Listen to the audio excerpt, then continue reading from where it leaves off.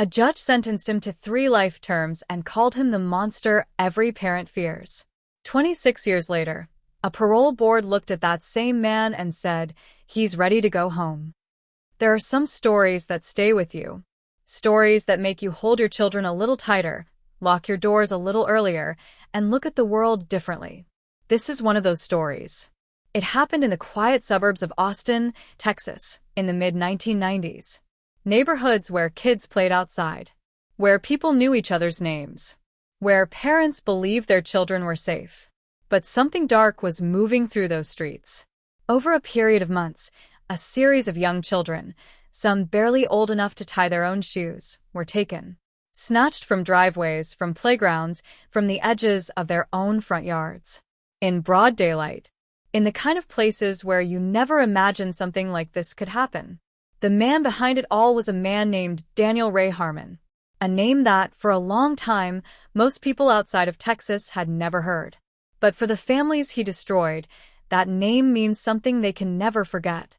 He was eventually caught, convicted, sentenced to spend the rest of his life behind bars. 3 consecutive life sentences, plus additional years on top. The judge called him the monster parents fear most. And for more than 2 decades, that's where he stayed, in prison, out of sight and seemingly out of reach. But then something happened that no one saw coming. A parole law designed for elderly inmates made Daniel Ray Harmon eligible for release. In 2025, a parole board decided he was suitable to walk free. And just days before he was supposed to leave prison, prosecutors stepped in with new charges from a 1996 case that had never gone to trial. This is that story. All of it. The crimes. The victims. The decades behind bars. And the legal firestorm that erupted when the system almost let him go. Before we go any further, I want you to understand something. Knowing who this man really was matters. Not to excuse what he did. Nothing could ever do that. But because understanding how someone becomes capable of this kind of evil is part of how we try to prevent it from happening again.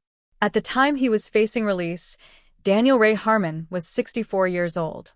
He had spent more than half his adult life inside prison walls. Before his arrest, he was just another face in the crowd, someone you might pass at a gas station, at a grocery store, on a neighborhood street. Public records tell us very little about his early life. But during his parole hearings, the board learned about a childhood filled with chaos, abuse, instability, a home life that gave him no safe foundation.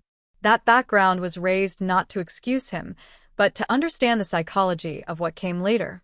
Because here is what came out during those hearings.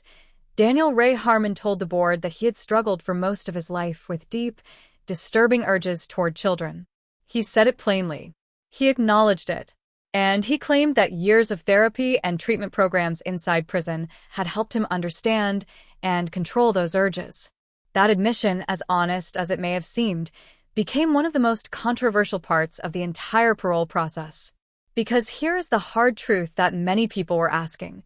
Can someone who has spent decades in prison for crimes against children, who has admitted to lifelong urges, ever truly be safe to release back into a world full of children?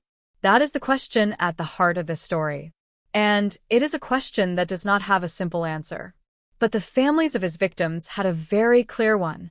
I need you to pause here for a moment before I tell you this next part. Because this is the part of the story that hurts the most. This is the part that makes everything else matter. Daniel Ray Harmon had 8 known victims. 8 children. The youngest was 3 years old. The oldest was 7. 7 girls and 1 boy. All of them living in residential neighborhoods in and around Austin, Texas. All of them just children, doing what children do, playing near home, walking in familiar places, living inside the safety they had every right to expect. He targeted them carefully. He looked for moments when a child was alone, even briefly. A few seconds without a parent nearby. That was all he needed. He would approach with something familiar, candy, a toy, a doll. Something a small child would trust. Something that made him seem kind. And then he would take them. He would transport them somewhere away from where they could be found. And there, he would assault them. Hurt them in ways that children should never, ever be hurt. He threatened some of them to keep them quiet. to keep them from screaming for help. Afterwards, he would leave them alone in isolated areas, along roadsides, left to find their own way back to a world that had just been shattered for them. The impact on those communities was immediate and devastating. Parents stopped letting children play outside. Schools sent urgent warnings home. Neighbors started watching every car, every stranger, every unfamiliar face with fear. 8 children, 8 families, 8 lives permanently changed. And a community that lost something it could never fully get back, its sense of safety. We must never forget that at the center of every legal debate in this story are those 8 children. Eventually, the evidence caught up with him. Law enforcement investigators worked tirelessly, gathering victim statements, tracking eyewitness accounts, piecing together the pattern that connected each case. And then came the DNA evidence. That is what truly locked it in. The science that could not lie, could not be argued away, could not be explained as coincidence. The DNA linked Daniel Ray Harmon to multiple assaults. Case by case, the truth was assembled. And in March 1999, a jury convicted him on 16 felony counts, kidnapping and repeated child molestation. 16 counts. 8 children. A repeated, deliberate, calculated pattern of predatory behavior. The kind of case that prosecutors rarely see and never forget. At sentencing, the judge did not hold back. He looked at Harmon and called him the monster parents fear most. And then he handed down a sentence that was designed to make sure Daniel Ray Harmon never had the opportunity to do this again. 3 consecutive sentences of 25 years to life, plus an additional 8 years and 8 months on top. In real terms, that sentence was meant to mean exactly what it sounds like: the rest of his natural life behind bars. He was sent to a state prison facility, where he would remain for over 2 decades. For the families of his victims, the verdict brought something, not peace, because that might never fully come, but at least the certainty that he was gone. That he was locked away. That the streets were safer because of it. They believed the system had spoken clearly. That this was a case where the sentence meant what it said. They believed that for more than 20 years. Until 2025, when everything they believed was suddenly thrown into question. Here is where the story takes a turn that almost no one expected. In Texas and in many other states, there are laws that allow elderly prisoners to be considered for parole if they have reached a certain age and served a certain number of years. The idea behind these laws is not unreasonable. Some people, after decades of rehabilitation, after growing old behind bars, may no longer pose a danger. These programs exist to allow for that possibility to be reviewed. Daniel Ray Harmon became eligible under one of these frameworks. In 2025, after an earlier denial, a parole board held a hearing. They reviewed his age, his prison conduct, his participation in treatment programs, his stated remorse. And they decided he was suitable for release. The reaction was immediate and furious. The families of his victims were devastated. Law enforcement officials spoke out publicly. Former prosecutors described the case as one of the most severe they had ever handled. Politicians called for the parole board members to be removed.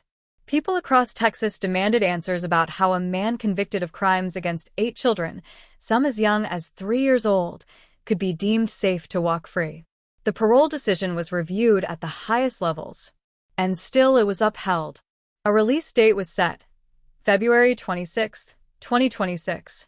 And then, just hours before he was supposed to walk out of that prison, prosecutors from a neighboring county filed a new arrest warrant. A 1996 sexual assault case.